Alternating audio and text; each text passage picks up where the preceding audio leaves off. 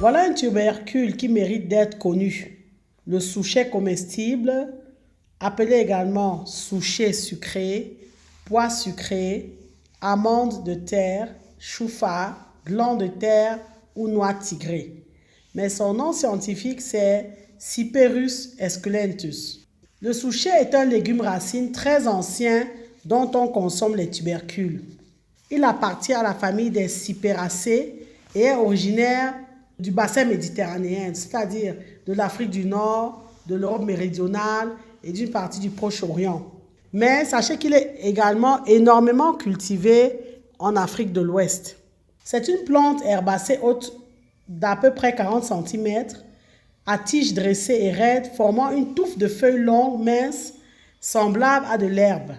Donc il faut savoir que le souchet possède des feuilles qui ressemblent effectivement à de l'herbe, mais le trésor du souchet, ce qui nous intéresse dans le souchet, se trouve sous terre. Sous la terre se cachent de succulents tubercules qui ont un goût soit de noisette, soit d'amande, ça dépend, ou de cacahuète même. Le souchet est donc appelé à raison amande de terre parce qu'il en a le goût et une fois moulu, il peut remplacer avantageusement la poudre d'amande. Donc sous la terre, vous allez donc trouver de nombreux et petits tubercules bruns, presque ronds ou alors légèrement allongés et cailleux, ils ont des marques circulaires, ces petits tubercules-là. Ils sont portés par des rhizomes grêles. Il existe plusieurs variétés, soit des variétés à couleur noire, à couleur jaune. Vous avez également certains à couleur ambrée, légèrement tigrée, etc. Ce légume racine à tubercules est une plante vivace, cultivée en annuel parce qu'elle n'est pas rustique, elle est non rustique. Cette plante va former des touffes de 30 à 50 cm de haut, avec donc des longues feuilles étroites de couleur vert pâle. Il faut savoir que le souchet comestible ressemble au faux papyrus, appelé également Cyperus alternifolius, qui est cultivé comme plante d'intérieur.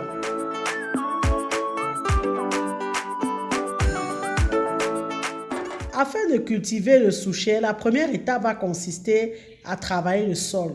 Donc, il faut ameublir en profondeur le sol et le nettoyer. Il faut alléger avec du sable les terres trop lourdes. Parce qu'il faut savoir que le souchet apprécie un sol léger, frais, bien drainé, riche en humus, dont un sol humifère et profond. Les sols à tendance sableuse également conviennent bien. Pour planter le souchet, donc, il faut avoir des graines. Les graines de souchet sont en général sèches au départ et elles vont avoir du mal à germer. Donc, vous devez préalablement les tremper dans de l'eau tiède. Vous allez tremper dans ces petits tubercules secs-là pendant une nuit. Donc, comptez 6 à 8 heures au maximum.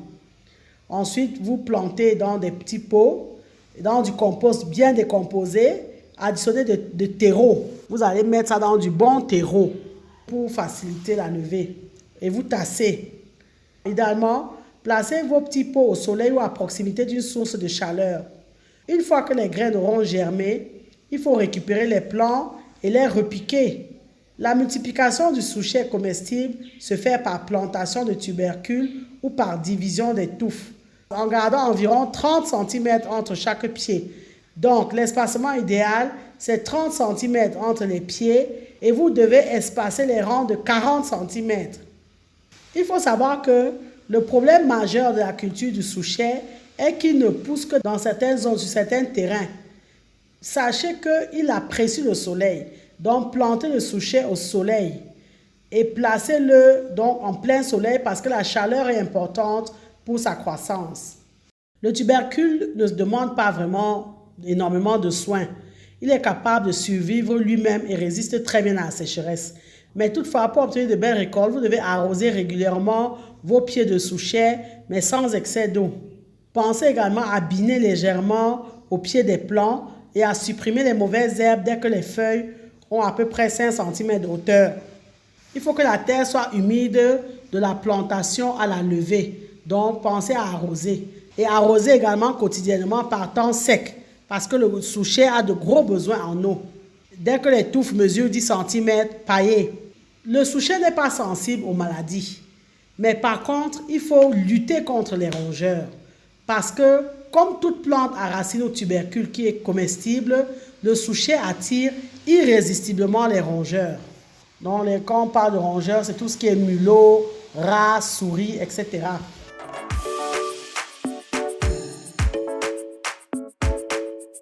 La récolte du souchet intervient à partir de 7 mois après la plantation environ. Pour récolter les tubercules, il suffit d'arracher les touffes. Soit vous arrachez à la main, soit vous arrachez idéalement à l'aide d'une fourche bêche. Pensez donc à secouer vos touffes pour faire tomber la terre. Vous allez avoir ces petits tubercules que vous allez séparer des feuilles et des racines et vous allez les laisser sécher une semaine étalée au soleil avant de les consommer. Parce que les tubercules de souchet sont encore meilleurs s'ils sont stockés quelques jours après avoir été récoltés.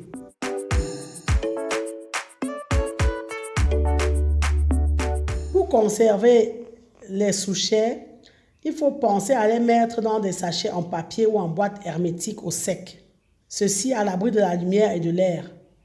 Et si vous le faites ainsi, et s'ils sont préalablement convenablement déshydratés, vous pouvez les conserver pendant plus d'1 an. Les tubercules deviennent donc au fil du temps fripés et secs. Et pour les réhydrater et les consommer, il suffit de les tremper dans de l'eau. Vous les trempez dans de l'eau, ils vont se réhydrater. Et vous pouvez même les réutiliser pour faire de nouvelles plantations.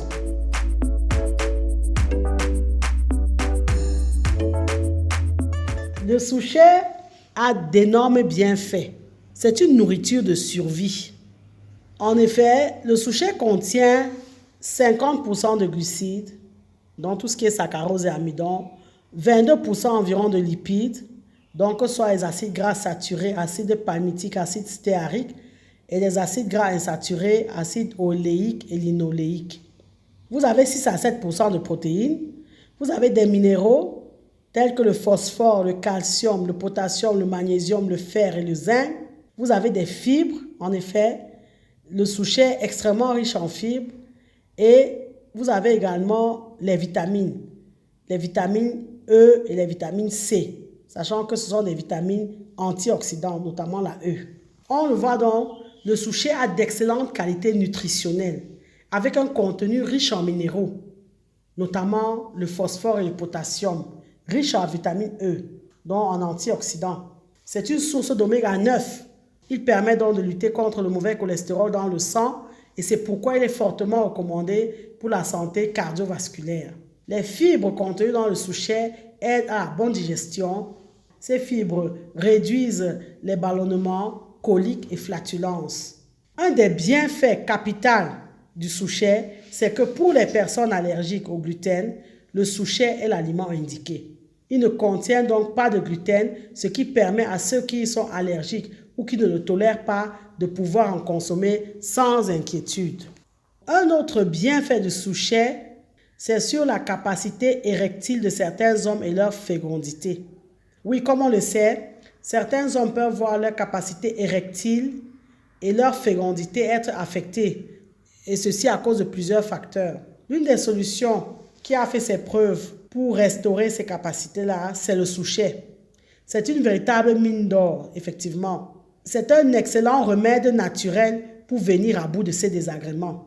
Mais vous devez être patient.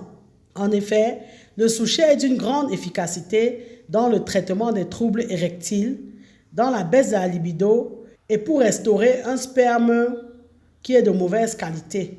Donc tout ce qui est oligospermie, asténospermie et même azospermie.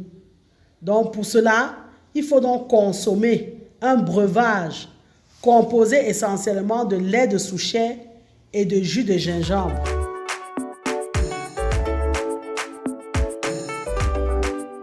Le souchet se grignote ou sert à la préparation de plats et de boissons. En effet, il peut être consommé cru, grillé ou encore sous forme de farine, d'huile ou de lait. Le souchet est consommé frais ou sec comme douceur, comme grignotage, au même titre que les cacahuètes, les arachides ou la noix de coco. Vous pouvez l'incorporer dans vos salades crues et ils vont apporter une note croquante très agréable. Mais nous vous encourageons à transformer véritablement le souchet.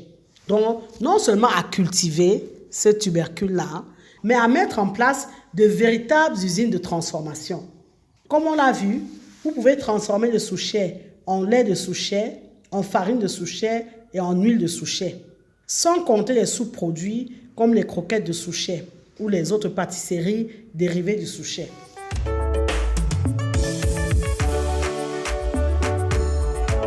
Le lait de souchet est un lait alternatif au lait d'origine animale. Donc, c'est un lait végétal. En effet, les souchets servent à préparer une boisson rafraîchissante sucrée, donc un lait végétal. Ce lait est d'ailleurs bien connu dans certains pays comme l'Espagne sous le nom d'horchata de chufa. Ce lait peut être un substitut du lait dans l'alimentation des personnes intolérantes au lactose. Parce que comme on l'a vu, le souchet ne contient ni glucose ni lactose. Donc le lait de souchet est facile à digérer et il apporte beaucoup de nutriments à l'organisme. Donc comme on vient de le dire, son intérêt majeur réside dans le fait qu'il est sans gluten et sans lactose et permet aux personnes allergiques de consommer donc ce breuvage qui a un aspect identique au lait de vache et qui a les mêmes fonctions. Il est réputé pour limiter les flatulences. Donc avec le lait de souchet, vous pouvez donc consommer vos céréales le petit matin, vous pouvez composer des boissons, vous pouvez inventer des boissons. On vient de parler de la boisson gingembre, lait de souchet. Vous pouvez décliner plusieurs types de boissons comme ça. Sachez que vous pouvez inventer des boissons qui vont se boire fraîches, agrémentées de sucre, d'épices, de fruits. Vous pouvez par exemple faire le lait de souchet avec un peu de cannelle, avec du citron, avec des dattes, etc. Vous pouvez décliner une série de boissons à base de ce lait végétal-là. Pour obtenir le lait de souchet de base, sachez qu'il vous suffira de mixer les souchets avec de l'eau et de filtrer le mélange obtenu. Mais il faut savoir que vous devez préalablement tremper donc vos souchets dans de l'eau afin qu'ils soient réhydratés pendant au minimum 24 à 48 heures.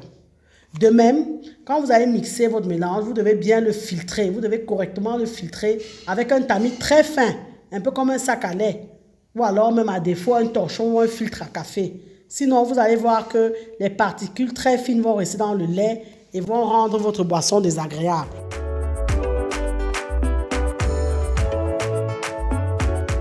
La farine de souchet est obtenue après le broyage des tubercules de souchet qui vont donner donc une poudre marron clair. La farine de souchet peut se consommer sans aucune préparation. Vous pouvez par exemple la saupoudrer sur vos crudités, sur vos salades. Mais sachez qu'elle peut également se cuire, donc être utilisée pour confectionner des gâteaux, de la pâtisserie en tout genre, donc tout ce qui est fond de tarte, pâte à pain, etc.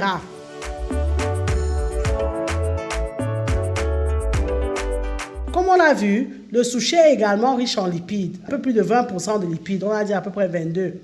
On en tire donc une huile intéressante. Cette huile donc peut être utilisée aussi bien en cuisine que pour les soins de beauté. L'extraction de l'huile de souchet s'effectue idéalement par pression à froid, ce qui va permettre d'obtenir une huile pure et naturelle sans aucun traitement chimique. L'huile de souchet est prisée pour ses vertus cosmétiques. L'huile de souchet peut être appliquée sur le corps ou sur les cheveux. Elle permet ainsi d'éviter la déshydratation de la peau et de conserver une peau souple, douce et très peu ridée. Une des vertus de l'huile de souchet qui est assez connue, c'est que cette huile empêche la repousse des poils après une épilation, notamment sur les jambes et les sourcils. Ça, c'est une des vertus qu'on reconnaît au souchet et particulièrement à son huile. C'est sa capacité à limiter la repousse des poils partout sur le corps. C'est donc finalement cette action anti-repousse-poils qui a fait la renommée de l'huile végétale de souchet. Donc l'huile végétale de souchet, en plus de tout ça, va donc réparer et cicatriser les peaux abîmées. Elle va permettre de réduire les inflammations locales ainsi que les rougeurs. Et elle va soulager les peaux sujettes aux crises de psoriasis et d'eczéma. Donc toutes ces peaux qui ont allergie là. Son fort pouvoir hydratant et réparateur est également très prisé pour prendre soin, donc, comme on l'a vu, des chevelures abîmées et crépues, notamment nos cheveux. C'est une huile qui a d'excellentes vertus. Comme vous vous en doutez déjà, en cultivant et en transformant les tubercules de souchet, vous allez intéresser les acteurs des secteurs de la cosmétique, de l'esthétique, de la gastronomie, de l'agro-industrie, etc., qui pourront devenir vos clients potentiels. Nous vous encourageons à vous intéresser à cette nourriture de survie qu'est le souchet. Nous espérons que cette vidéo vous a été utile. Merci de la liker, de la partager et de la commenter. Ou si vous pensez qu'elle pourra apporter quelque chose à un autre agripreneur. Abonnez-vous à Agri TV Web si ce n'est déjà fait. Et pensez à activer la cloche de notification pour ne pas manquer nos prochaines publications. Et rappelez-vous toujours et toujours que savoir est le point de départ, mais c'est agir qui fait et fera toujours toute la différence. Maintenant que vous savez, place à l'action.